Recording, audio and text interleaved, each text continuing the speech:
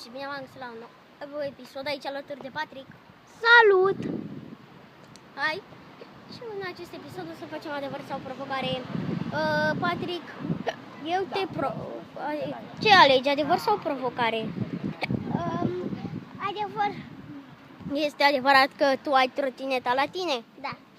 Uitați-o. Hai Patrick, eu sunt. Ce alegi? Provocare. Te provoc să te dai cu capul de bară. Bară?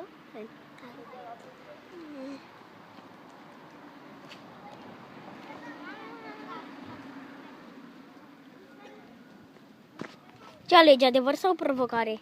Provocare. Te provoc să sari pe banca aia și să dai un pumn în mașina aia. Gri, prima. Sari pe bancă.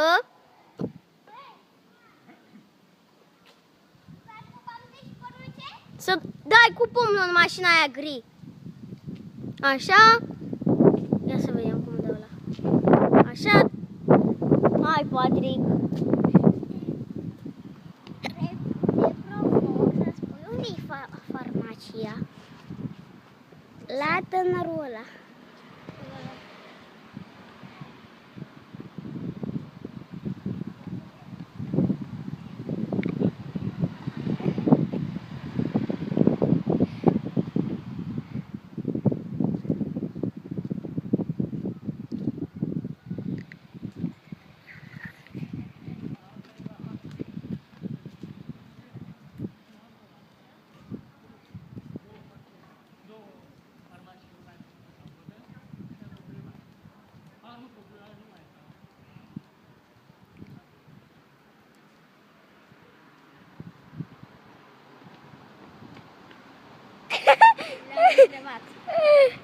Te provoc Bravo!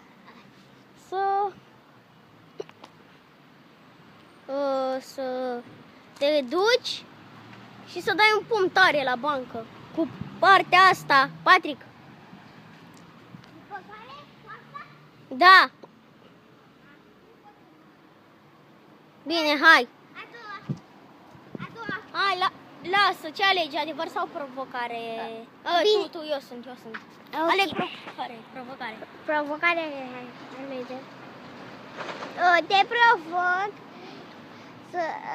să te duci la doamna aia și să-i spui are un magazin de parfumuri. Bine, hai să facem. Știți dacă este vreun magazin de parfumuri pe aici?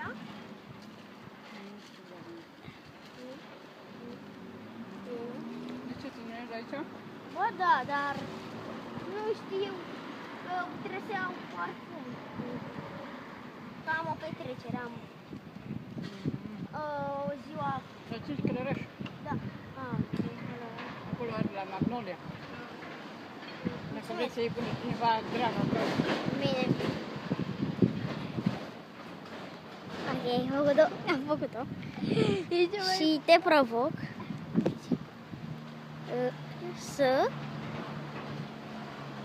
arunci cu piatră. Hai cu o provocare.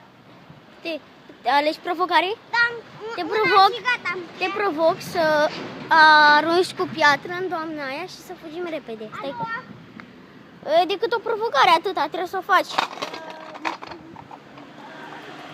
Ia o piatră repede și aruncă în doamna aia. Din spatele ei trebuie să arunci, te duci în spatele ei. Hai să fugim, că prostă la arunci.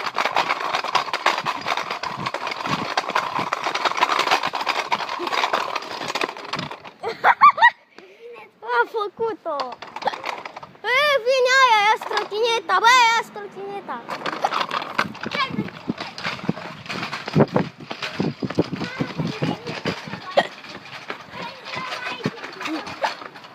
Deci, cam am zis cu acest episod. Nu uitați, dacă v-a plăcut acest episod de adevăr sau provocare, să dați like și pa, pa!